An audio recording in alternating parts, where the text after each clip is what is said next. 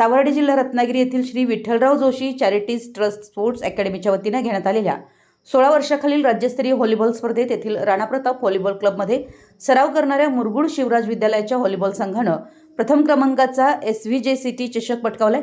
अंतिम सामन्यात वाई संघाचा 15-3, 15-7 अशा गुणफरकाने पराभव करीत प्रथम क्रमांक पटकावलाय।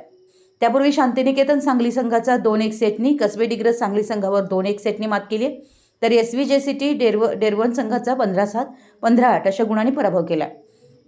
या संघात संस्कार हसबे, कर्णधार अथर्व मेटकर, श्रेयस भारमल, विराट पाटील, साई भराडे, तन्मय खैरे, विश्वजित कांबळे, विदित परीट, पार्थ महाजन, पियुष घोटणे, अंशराज कांबळे, सार्थक कांबळे यांचा समावेश होता।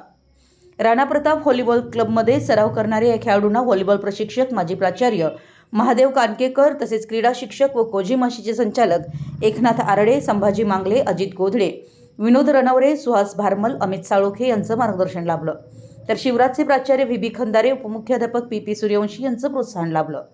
मराठी न्यूजसाठी मुरगुडहून सर्जेराव भाट।